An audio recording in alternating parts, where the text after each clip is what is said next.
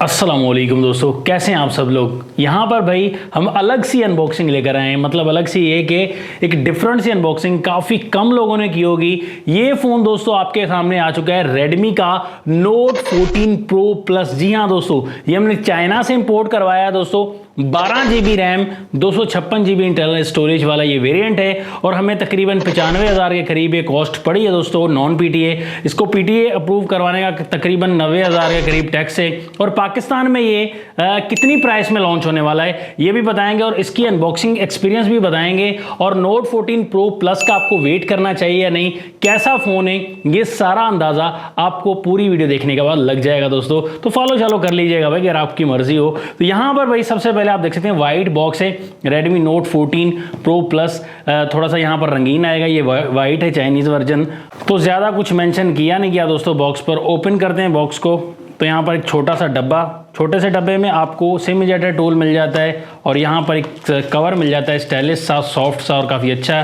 साथ में कुछ पेपर वर्क दिया गया है। इसके साथ आपको यहाँ पर charging cable type A to type C वाली मिल जाती है और चार्जर आपको 90 वाट का मिलता है। 120 वाट था पहले, लेकिन अब 90 वाट बहुत है। 90 वाट भी ये जल्द से जल्द चार्ज कर देगा आपके फ़ोन को। तो करीब करीब अंदाज़ा लगा सकते हैं आपके ये फ़ोन तकरीबन 30 से 35 मिनट के दरमियान चार्ज कर देगा फ़ोन। यहाँ पर जैसे आप फ़ोन की तरफ आते हैं तो फ़ोन का एक्सपीरियंस जो लुक वाइज है वो टोटली डिफरेंट है दोस्तों। यहाँ पर देख सकते हैं कि सारा कुछ चेंज कर दिया दोस्तों। कैमरा मॉड्यूल पूरे का पूरा Redmi Note सीरीज़ का जो कैमरा मॉड्यूल का डिज़ाइन आता था वो थोड़ा सा डिफरेंट आता था, लेकिन यहाँ पर टोटली कैमरा मॉड्यूल को चेंज किया गया है। राउंड शेप को कैमरा मॉड्यूल कर दिया गया दोस्तों। थोड़ा सा स्क्वायर टाइप यहाँ पर बनाया गया है और बैक से डिज़ाइन आपको एक ग्लासी लुक प्रोवाइड करेगा दोस्तों और काफ़ी ठीक ठाक दोस्तों प्रीमियम डिज़ाइन आपको दे देगा। ये पहाड़ों वाला, लहरों वाला डिज़ाइन है। बैक से आपको ग्लास मिलता है दोस्तों, कॉर्निंग गोरिल्ला ग्लास 7i की आपको प्रोटेक्शन देखने को मिल जाती है बैक से और काफ़ी ठीक आपको देखने को मिलेगा। बैक से थोड़ा सा कर्व्ड देखने को मिलेगा, लेकिन इस फ़ोन के जो फ्रेम है वो प्लास्टिक के ही आपको देखने को मिलते हैं। ओवरऑल डिज़ाइन वाइज नया लुक प्रोवाइड करेगा। थोड़ा हैवी लगेगा दोस्तों, 210 ग्राम के करीब होगा इसका वेट, लेकिन ये है कि ठीक लगेगा दोस्तों। आपको कैसा डिज़ाइन लगा ये बताइएगा। राइट साइड पर पावर लॉक अनलॉक वाला बटन है, साइड में वॉल्यूम की रॉकर्स। अप साइड पर आप देख सकते हैं कि यहाँ पर आपको सेकेंडरी माइक मिल जाता है और सेकेंडरी स्पीकर आपको मिल जाता है और IR ब्लास्टर का भी आपको ऑप्शन देखने को मिल जाता है। यहाँ पर लेफ्ट साइड बिल्कुल खाली।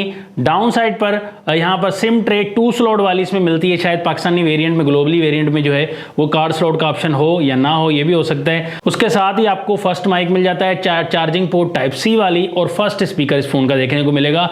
3.5 mm का ऑडियो जैक इसमें से रिमूव कर दिया गया है। ऑडियो जैक आप इस्तेमाल नहीं कर पाएंगे, ईयरफोन वगैरह। यहाँ पर आप देखें सामने की तरफ, जैसे डिस्प्ले की तरफ घुमाएंगे तो आपको कर्व्ड डिस्प्ले यहाँ पर देखने को मिलता है दोस्तों। यहाँ पर फीलिंग टोटली चेंज देखने को मिलेगी।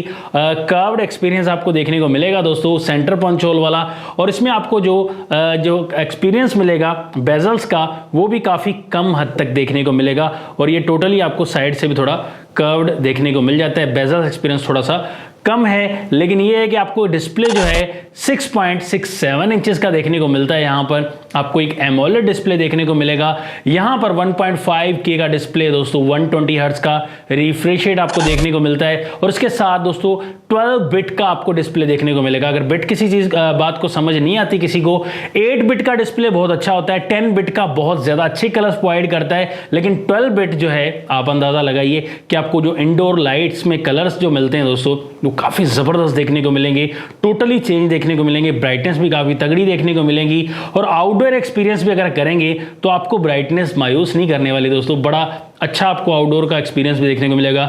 धूप में या छाँव में भी आप यूज़ करेंगे तो डिस्प्ले जो है विजिबिलिटी आपको काफ़ी अच्छी खासी देखने को मिलती है। अगर यूजिंग की बात करें तो 120 हर्ट्ज के साथ काफ़ी स्मूथ वर्क आपको देखने को मिलता है। लेकिन यहाँ पर दोस्तों फ़ोन की जिस हिसाब से प्राइस आने वाली है दोस्तों, कम से कम दोस्तों 144 हर्ट्ज का जो है वो रिफ्रेशर होना चाहिए और टच सैम्पलिंग रेट और ज़्यादा होना चाहिए था, क्योंकि यहाँ पर हैप्टिक्स वगैरह थोड़ी सी मुझे कमी लगी। बट ये है कि यूजिंग में कोई मसला नहीं आता फिलहाल के हिसाब से और टच रेस्पॉन्स आपको काफ़ी अच्छा काम करता हुआ दिखाई देगा दोस्तों। और इस फ़ोन में आपको स्क्रीन मरी फिंगरप्रिंट दिखाई देगा जो कि काफ़ी तेज़ और फास्ट वर्क करता है दोस्तों।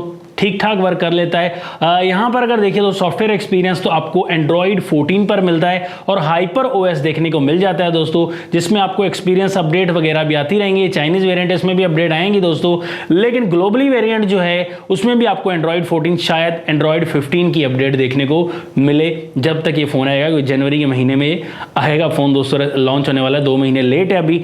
और इसके साथ अगर देखिए सॉफ्टवेयर वगैरह तो यहाँ पर मुझे टोटली चाइनीज है, तो खासी ऐप्स की समझ नहीं है, लेकिन हम प्ले स्टोर डाउनलोड करके जो ऐप्स वगैरह निकाल लिए और यहाँ पर अंदाज़ा आप लगा सकते हैं कि जो यूजिंग में है वो काफ़ी ठीक एक्सपीरियंस देखने को मिलता है। यहाँ पर स्वाइप डाउन करें तो यहाँ पर काफ़ी ऑप्शंस भी देखने को मिल जाते हैं, screen recording, battery saver, lock, organization वगैरह, ओरिएंटेशन, और यहाँ पर screen recorder, auto brightness, Mi translate, काफ़ी ऑप्शंस आपको देखने को मिले। और कुछ चाइनीज़ हैं वो हमें पढ़नी आती नहीं है। इस फ़ोन में जो इंजन दिया गया है, जो प्रोसेसर दिया गया है जिस पर फ़ोन चलता है दोस्तों, वो दिया गया है स्नैपड्रैगन का 7S Gen 3। जी हाँ दोस्तों, एक तगड़ा चिपसेट है, ठीक ठाक एक्सपीरियंस आपको प्रोवाइड कर देता है। Antutu स्कोर की बात करें तो आपको तकरीबन पौने 8 लाख के करीब Antutu बेंचमार्क स्कोर 7 लाख से 8 लाख के करीब मिल जाते हैं और काफ़ी ठीक एक्सपीरियंस आपको प्रोवाइड करेगा। क्लॉक स्पीड भी काफ़ी अच्छी दी गई है। अगर आप PUBG की बात करें तो PUBG आपको 60 FPS में खिलाएगा और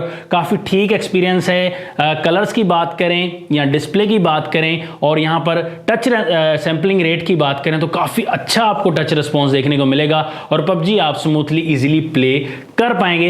लेकिन यहां पर जैसे GT6 दिया गया था दोस्तों, उस हिसाब से प्रोसेसर देना चाहिए था और GT6 की प्राइस की रेंज में 1.5 लाख की, तकरीबन 1,40,000 की प्राइस में पाकिस्तान में लॉन्च होगा। तो यहां पर जो एक्सपीरियंस मुझे दिखा दोस्तों, उस हिसाब से थोड़ी कमी देखने को मिली, लेकिन यह है कि इंप्रूव करने की जरूरत थी। बट यह है कि यहां पर जो है वो ठीक ठाक है अगर 1 लाख के करीब ये फोन पाकिस्तान में लॉन्च होता है। और दोस्तों इस फोन में जो डुअल स्पीकर दिया गया है उसकी साउंड क्वालिटी भी आप सुनकर आप अंदाजा लगा सकते हैं।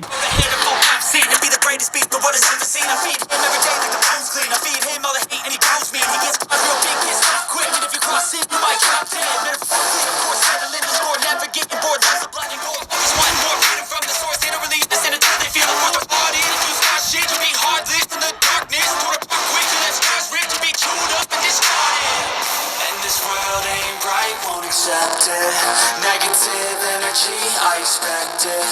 Once it's in your mind, it's infectious. दोस्तों साउंड क्वालिटी काफ़ी ज़बरदस्त है, काफ़ी हटके दोस्तों साउंड दिया गया है। ड्यूअल स्पीकर ही काफ़ी अच्छे वर्क करते हैं। थोड़ी बेस मुझे कम दिखाई दी, बट ओवरऑल वॉल्यूम वगैरह और साउंड क्वालिटी आपको ठीक ठाक अच्छी दिखाई देगी। इसके साथ अगर एक्सपीरियंस बात करें बैक पर कैमराज, तो बैक पर ट्रिपल कैमरा मॉड्यूल है। 50 मेगापिक्सल का main camera, secondary camera 50 megapixel का आपको देखने को मिलता है और थर्ड कैमरा 8 मेगापिक्सल का आपको देखने को मिल जाता है दोस्तों। यहाँ पर फ्रंट कैमरा ओनली 20 मेगापिक्सल का देखने को मिलता है। यहाँ पर दोस्तों अगर कैमरा फीचर्स की बात करें, फोटो मोड, वीडियो आप 4K 30 FPS तक रिकॉर्ड कर पाएंगे और 1080p 60 FPS तक बैक में रिकॉर्ड कर पाएंगे। फ्रंट आप ओनली 1080p 60 FPS रिकॉर्ड कर पाएंगे। 4K का ऑप्शन फ्रंट में नहीं दिया गया है, बहुत बड़ी कमी है। 4K 60 FPS कम से कम होना चाहिए था बैक एंड फ्रंट दोनों में दोस्तों। कैमरा में ये कमी कर दी गई है। पोर्ट्रेट मोड, नाइट मोड, यहाँ पर मोर में आपको option 50 megapixel dual video mode और स्लो मोशन वगैरह का ऑप्शन देखने को मिल जाता है दोस्तों। यहाँ पर लाइव फोटो लेते हैं तो लाइव फोटो में एक्सपीरियंस देख सकते हैं, आपको नॉर्मल हद तक देखने को मिलेगा। यहाँ पर सैंपल्स लिए दोस्तों, डे लाइट में हमने काफ़ी ज़्यादा बैक कैमरा के देखिए, फ्रंट कैमरा के देखिए, हमने टोटली एक्सपीरियंस किया।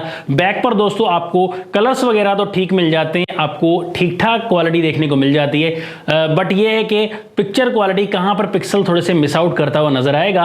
प्राइस के हिसाब से, जिस हिसाब से प्राइस है दोस्तों, उस हिसाब से थोड़ा कैमरा में कमी दिखाई दी। बट ये कि डे लाइट में एक्सपीरियंस काफ़ी अच्छी फोटोज़ जो है कैप्चर कर देता है।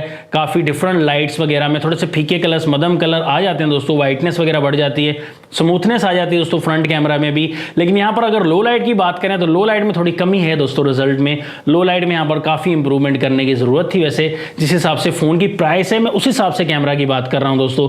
जिस हिसाब से सबसे बड़ा वेरिएंट है 14 Pro Plus, तो कैमरा की थोड़ी सी इंप्रूवमेंट मुझे दिखी। यहाँ पर फ्रंट भी बैक भी लो लाइट में थोड़ा सा कमी थी। बट ये है कि लाइटिंग को अच्छी से कैप्चर कर लेता है और कैमरा जो है आप नॉर्मल हद तक इसे डिक्लेयर कर सकते सकते हैं, मजीद आप सैंपल्स देखकर बताइएगा। हमने वीडियो सैंपल्स भी लिए दोस्तों, यहाँ पर वीडियो सैंपल्स देखें बैक कैमरा के, तो बैक कैमरा में थोड़ा एक्सपोजर कम ज़्यादा करता हुआ नजर आता है। स्टेबल मोड सिर्फ 60 FPS में आपको देखने को मिलेगा थोड़ा बहुत, और वीडियो क्वालिटी ठीक देखने को मिलेगी।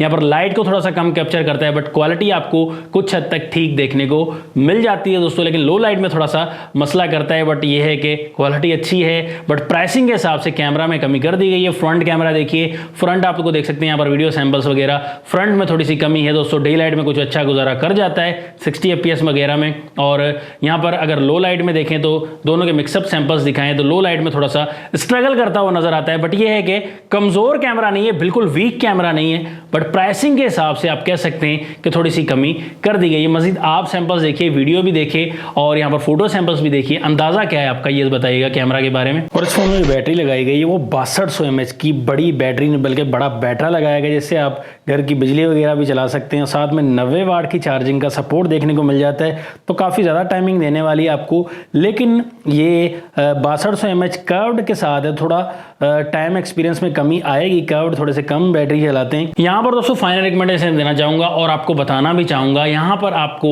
जो प्राइसिंग के हिसाब से थोड़ा सा कैमरा में कमी है और प्रोसेसर में इंप्रूवमेंट करनी चाहिए थी। ये फ़ोन करीब 1,40,000 के करीब पाकिस्तान की मार्केट में लॉन्च किया जाएगा, क्योंकि 13 Pro Plus जो है 40 में लॉन्च किया गया था, 30 के करीब मिल रहा था डिस्काउंट करके। यहाँ पर भी 7S Gen है, उम्मीद करते हैं कि इसी चिपसेट के साथ पाकिस्तान में ग्लोबली जो है वो लॉन्च किया जाएगा, और 12 GB शायद 256 GB वाला शायद वेरिएंट हो। और यहाँ पर जो है इसके स्पीकर की क्वालिटी भी अच्छी है, कैमरा में थोड़ी कमी है, चार्जिंग पॉइंट भी ठीक ठाक है, बट ये है कि प्रोसेसर में और कैमरा में थोड़ी इंप्रूवमेंट होती तो ज़्यादा बेहतर था। मेरे ख्याल में ये फ़ोन 1 लाख के करीब लॉन्च होना चाहिए, 1,10,000 के करीब, फिर कुछ अच्छा रह सकता है इसी प्रोसेसर के साथ।